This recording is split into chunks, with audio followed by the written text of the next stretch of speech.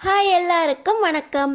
நம்ம அழகே அழகு சீரியலில் சுரேஷும் அழகுமதியும் ஒன்றா சேர்ந்து தங்கராஜ் தங்கச்சி ஸ்வேதாவோட கொலை வழக்க விசாரிக்க போகிறாங்க. தங்கராஜுக்கு ஆப்போசிட்டாக சுரேஷ் அழகுமதியோட சேர்ந்து இந்த கொலை கேஸை விசாரிக்க போகிறாரு. இந்த விஷயத்தில் நம்ம அழகுமதிக்கும் சுரேஷுக்கும் காதல் வருது. தங்கராஜ் தங்கச்சியோட போஸ்ட்மார்ட்டம் ரிப்போர்ட் நம்ம அழகுமதி கையில் கிடைச்சது ரொம்ப சந்தோஷமான விஷயம் அப்படின்னு நினைக்கிறவங்க இந்த வீடியோக்கு ஒரு லைக் போட்டுக்கோங்க. தங்கராஜ் தான் தன்னோட கடவுள் அப்படின்னு தங்கராஜ் சொல்கிறது எல்லாத்தையும் கேட்டுக்கிட்டு இருந்த நம்ம சுரேஷ் இப்போ அழகுமதி கூட சண்டை போட்டுட்டு தங்கராஜ் கூட ஒன்றா சேர்ந்து போய் குடிச்சிட்டும் வராரு. ஆனால் இந்த நேரத்தில் நம்ம அழகுமதி கையில் கிடைச்ச அந்த ஸ்வேதாவோட போஸ்ட்மார்ட்டம் ரிப்போர்ட் எல்லாத்தையும் நம்ம அழகுமதி படிச்சுட்டு இது என்ன இவ்வளோ குழப்பமாக இருக்குது, அழகுமலர் அக்கா என்ன சொன்னாங்க, பாக்கியராஜுக்கும் தங்கராஜோட தங்கச்சி ஸ்வேதாவுக்கும் கல்யாணம் நிச்சயமாயிருந்துச்சு. ஆனால் நானும் பாக்கியராஜும் லவ் பண்ணி கல்யாணம் பண்ணிக்கிட்டு அவங்க முன்னாடி வந்து நின்னதுனால கல்யாணம் நின்று போச்சா அப்படிங்கிற துக்கத்தில் ஸ்வேதா தூக்கு மாட்டி இறந்ததால சொன்னாங்க. இதில் இந்த ரிப்போர்ட் படி ஸ்வேதா விஷம் குடிச்சு இறந்துருக்காங்கன்னு இருக்குது. ஒன்றுக்கு உடன் ரொம்ப முரணாக இருக்கே. ஸ்வேதா உண்மையிலே சாகணும்னு நினச்சி விஷத்தை குடிச்சிருந்தா அதுக்கப்புறம் எதுக்கு தூக்கு மாட்டியிருக்கணும்? செத்தவங்க எப்படி தூக்க மாட்டியிருப்பாங்க? தங்கராஜ் இதில் பொய் எதுவும் சொல்கிறாரா? பொய் சொல்லி இந்த குடும்பத்தை ஏமாற்றி தான் காலு கீழே வச்சிருக்காரோ அப்படின்னு நம்ம அழகுமதிக்கு சந்தேகம் வருது. இந்த நேரத்தில் தான் தங்கராஜோடு சேர்ந்துட்டு சுரேஷ் ஃபுல்லாக குடிச்சிட்டு நம்ம அழகுமதியோட ரூமுக்கு வராரு. இங்கே வந்த உடனே உன்னை என்ன நான் ஆசைப்பட்ட கல்யாணம் பண்ணிக்கிட்டேன், உன்னால தான் என் வேலையே போச்சு, என் கல்யாணமும் நின்று போச்சு. ஆனால் கல்யாணத்துக்கு பொண்ணு கிடைக்காம நான் உன்னை கல்யாணம் பண்ணல. என்னோட மாமா எனக்கு கடவுள் மாதிரி, அவர் சொன்னாருங்கிறதுக்காக தான் உன்னை கல்யாணம் பண்ணேன். உன்னை பழிக்கு பழி வாங்கிறதுக்காக நான் கல்யாணம் பண்ணேன்.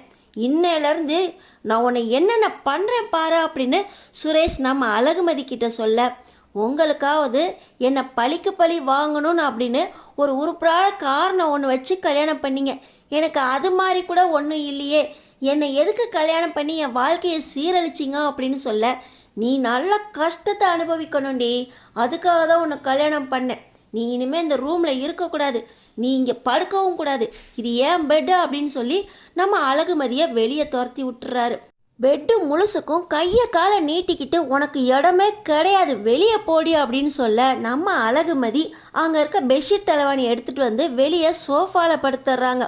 அங்கேயே 2 பேரும் தூங்கிடுறாங்க. போதையில் அங்கே சுரேஷ் கிடக்க, இன்னொரு பக்கம் நம்ம அழகுமதி சோஃபாவில் தூங்கிக்கிட்டு இருக்க. இப்போ பார்த்தீங்கன்னா ராகவன் தண்ணி குடிக்கிறதுக்காக நடுராத்திரி எந்திரிச்சு வராரு. தான் வீட்டு புது மருமக இப்படி சோஃபாவில் படுத்து கிடக்கிறாளே அப்படின்னு அவளுக்கு மனசுக்குள்ளே ரொம்ப சங்கடமாயிருது. ஏய் ராஜலட்சுமி இங்கே வா, புது மருமக ஏன் இங்கே தூங்குறா, விசாரி அப்படின்னு சொல்லி ராஜலட்சுமியை கூப்பிட வீட்டில் இருக்க எல்லாருமே அறக்க பறக்க வந்து பார்த்தா இங்கே நம்ம அழகுமதி அவங்களும் ஏஞ்சிட்றாங்க.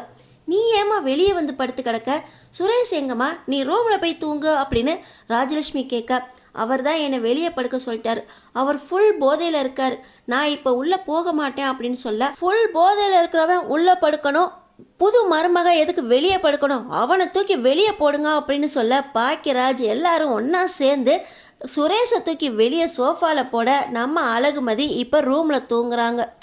அடுத்த நாள் காலையில் பார்த்திங்கன்னா போதை தெளிஞ்சு சுரேஷ் எந்திரிக்கும் போது இப்போ அவர் வெளியே சோஃபாவில் கிடக்கிறத பார்த்து அவர் வேகமாக உள்ளே போய், ஒன்றால் தாண்டி எனக்கு இந்த வீட்டில் மரியாதையே போயிடுச்சு, என் வீட்டில் இருக்கிறவங்கள என்னை தூக்கி வெளியே போட்டு ஒன்றை உள்ளே போக சொல்கிறாங்க, என்னை புரிஞ்சுக்கிட்டது என்னோட தங்கராஜ் மாமா மட்டும்தான், அவர் தான் என்னை முழுசாக புரிஞ்சுக்கிட்டு எனக்காக எல்லாம் செய்யக்கூடியவர் அப்படின்னு சொல்ல, யார் தங்கராஜ், அவர் ரவுடின்னு தான் இத்தனை நாள் நினச்சிக்கிட்டு இருந்தேன், ரவுடித்தனம் கட்ட பஞ்சாயத்து பண்ணிட்டு சுற்றுவாருன்னு பார்த்தா கொலையே பண்ணியிருக்காரு, ஒரு கொலை பண்ணி உங்கள் குடும்பத்தையே தான் காலு கீழே வச்சு ஆட்டி படிச்சுக்கிட்டு இருக்காரு அப்படின்னு சொல்ல அந்த ரிப்போர்ட்டையும் காட்டுறாங்க நம்ம அழகுமதி. பார்த்திங்கன்னா இது என்ன ரிப்போர்ட்டு, அப்பையிலேருந்து தூக்கி தூக்கி வச்சு மிரட்டிக்கிட்டு இருக்க, தங்கராஜ் மாமா கிட்டே இதை போய் காட்ட போல. ஆனால் தங்கராஜ் மாமா உண்மையானவர், அவர்கிட்டலாம் இந்த ரிப்போர்ட்லாம் செல்லுபடி ஆகாது அப்படின்னு சொல்ல, அது எப்படி செல்லுபடி ஆகாதுன்னு நீங்கள் சொல்லுவீங்க, அவர் என்கிட்ட இருந்து மாட்டக்கூடாது அப்படின்னு தப்பிச்சு ஓடினாரு, தைரியமாக இங்கேருந்து கிளம்பி போகலை, இது அவரோட தங்கச்சி ஸ்வேதாவோட போஸ்ட்மார்ட்டம் ரிப்போர்ட் அப்படின்னு சொல்ல, இந்த ரிப்போர்ட்டை நான் தான் கொண்டு வந்து வச்சேன், இந்த ரிப்போர்ட்டை பார்த்துட்டு மாமா ரொம்பவே மனசுடைஞ்சு போயிருந்தார், அதனால தான் அவர் வீட்டிலே இருக்க வேண்டாம் அப்படின்னு சொல்லி நான் அந்த ரிப்போர்ட்டை கொண்டு வந்து நம்ம வீட்டு பீரோவில் வச்சேன். இதை காட்டி காட்டி மிரட்டினா அவர் மனசு உடஞ்சி தான் போவாரே தவிர பயந்து போக மாட்டார்டி அப்படின்னு சுரேஷ் சொல்கிறாங்க. ஆமாம் ஆமாம், மனசு உடஞ்சி போவார். ஸ்வேதாவை கொலை பண்ணதே உங்கள் தங்கராஜ் மாமா தான் அப்படின்னு நம்ம அழகுமதி அடித்து சொல்கிறாங்க. அடியே, மறுபடியும் தங்கராஜ் மாமாவை கொலகாரேன்னு சொன்ன நான் கொலகாரன மாதிரி ஜெயிலுக்கு போயிடுவேன் அப்படின்னு சுரேஷ் சொல்ல, இந்த ரிப்போர்ட்டை படித்து பார்த்துருக்கீங்களா? நீங்கள் ஒரு போலீஸ்காரர் தானே, உங்களுக்கு தீர விசாரிக்க தெரியாதா? முழுசாக படிங்க அப்படின்னு நம்ம அழகுமதி சுரேஷ்கிட்ட இந்த ரிப்போர்ட்டை கொடுக்க, பார்த்தீங்கன்னா நான் இந்த ஸ்வேதா தூக்கு மாட்டி தான் செத்து போனான். இதை எத்தனை தடவை நான் படித்து தான் தெரிஞ்சுக்கணுமா அப்படின்னு சுரேஷ் அந்த ரிப்போர்ட்டை வாங்கி படிக்க, பார்த்தீங்கன்னா விஷம் சாப்பிட்டு இறந்தாங்கன்னு இருக்குது. இப்போ சுரேஷுக்கும் ரொம்பவே குழப்பம் வந்துடுது. ஏய், ரிப்போர்ட் எழுதினவங்க தப்பாக எழுதியிருக்காங்க. அவங்க பொண்ணு தூக்கு மாட்டி தான் செத்துச்சு. அண்ணன் கல்யாணத்தோட ரொம்ப மனசொடைஞ்சு போய் அந்த பொண்ணு தூக்கு மாட்டி செத்து போச்சு. அதெல்லாம் மன்னிச்சு தங்கராஜ் மாமா எங்கள் குடும்பத்து மேலே ரொம்ப அக்கறையாக வந்து எல்லா பொது ஃபங்க்ஷனையும் நடத்தி வைக்கிறாரு தெரியுமா அப்படின்னு சுரேஷ் சொல்ல, நீ போலீஸ்காரன் தானே, அதிலே என்ன போட்டிருக்கு, நீ ஏன் தங்கராஜ் மாமாவை நம்புறா அப்படின்னு மறுபடியும் நம்ம அழகுமதி கரெக்டாக கேட்க, நீ சொல்கிறதுலேயும் ஒரு லாஜிக் இருக்குது. ஆனால் தங்கராஜ் மாமா ரொம்பவே பொய்யே சொல்ல மாட்டார், உண்மையானவர் அப்படின்னு சொல்ல, நம்ம தங்கராஜ் மாமாட்டே போய் கேட்போமே, இந்த ரிப்போர்ட்டு ஏங்கிட்டே இருக்கட்டும் அப்படின்னு சொல்லிட்டு அதோட டூப்ளிகேட் எடுத்துக்கிட்டு நம்ம அழகுமதியும் சுரேஷும் தங்கராஜ் வீட்டுக்கு கிளம்பி போகிறாங்க. என்ன நைட்டு ஃபுல்லாக சண்டை போட்டு காலையில் ஜோடியாக 2 கிளம்புதுங்க அப்படின்னு இங்கே ராஜலட்சுமி ராகவனும் பார்க்க, அம்மா மாமா வீட்டுக்கு போயிட்டு வரோம் அப்படின்னு சுரேஷ் சொல்ல, ஓ தங்கராஜ் வீட்டுக்கு போகிறீங்களா, சரி போயிட்டு வாங்க, இந்த விஷயத்துலாவது ஒன்றா போகிறீங்களே அப்படின்னு சந்தோஷமாக அனுப்பி வைக்கிறாங்க. வீட்டுக்கு போனதுக்கப்புறம், மாமா மாமா நான் உங்கள்கிட்ட கொஞ்சம் விசாரிக்கணும் மாமா அப்படின்னு சுரேஷ் கேட்க, என்னடா 2 பேரும் ஜோடியாக வந்திருக்கீங்க, நைட்டு தான் தண்ணி அடிச்சுட்டு கிளம்பி போனேன், அதுக்குள்ளே ஜோடி போட்டு இந்த தங்கராஜ் மாமா வீட்டுக்கே அவளை கூட்டிகிட்டு வந்திருக்க, என்ன ஆச்சு அப்படின்னு தங்கராஜ் கேட்குறாரு. அதுக்குள்ளே ரேவதியும் வந்துடுறாங்க. டேய் சுரேஷு, நீ போலீஸ் வேலை பார்த்தப்ப தான் இவ்வளோ சீக்கிரம் மாமாவை பார்த்துட்டு அதுக்கப்புறம் ஸ்டேஷனுக்கு போவ, இப்போ என்ன சீக்கிரமே வந்துட்ட, வேலை கிடச்சிருச்சா அப்படின்னு சொல்ல, முக்கியமான வேலையாக தான்க்கா வந்திருக்கேன், கொஞ்ச நேரம் பொறுமையாக இரு, நான் மாமாட்ட கொஞ்சம் பேசணும். இந்த அழகுமதி மாமாவை பற்றி என்னென்னமோ சொல்லிக்கிட்டு இருக்கா, எனக்கும் கொஞ்சம் குழப்பம் வந்ததுனால தான் மாமாட்டே கேட்டு கிளியர் பண்ணலான்னு வந்திருக்கேன் அப்படின்னு நம்ம சுரேஷ் பார்த்திங்கன்னா தங்கராஜ்கிட்ட, மாமா எனக்கு ஸ்வேதாவோட போஸ்ட்மார்ட்டம் ரிப்போர்ட் கிடச்சிச்சு, அதில் ஸ்வேதா விஷம் சாப்பிட்டு இறந்ததா இருக்குது, ஆனால் தூக்கு மாட்டி இறந்ததா தானே நீங்கள் சொன்னீங்க, நான் கூட நீங்கள் அழுவக்கூடாதுன்னு சொல்லி போஸ்ட்மார்ட்டம் ரிப்போர்ட் வாங்கிட்டு போய் எங்கள் வீட்டிலே வச்சிட்டேன் மாமா, அப்போ ரொம்ப சின்ன பையன், இப்போ நான் போலீஸ் மாமா, அந்த போஸ்ட்மார்ட்டம் ரிப்போர்ட்டை இன்றைக்கி தான் படித்தேன், அழகுமதி தான் காட்டினான், அதில் அவங்க விஷம் சாப்பிட்டு இறந்ததா இருக்கு மாமா, எனக்கு ஒன்றுமே புரியல, நீங்கள் கொஞ்சம் தெளிவாக சொல்லுங்க மாமா அப்படின்னு சுரேஷ் கேட்க, என்னங்க சின்ன பிள்ளை மாதிரி உங்கள் மாமா கிட்ட போய் போஸ்ட்மார்ட்டம் ரிப்போர்ட் பற்றி கேட்டுக்கிட்டு இருக்கீங்க, நீங்கள் படிச்சிங்கல்ல என்ன இருக்குது அப்படின்னு நம்ம அழகுமதி கேட்குறாங்க.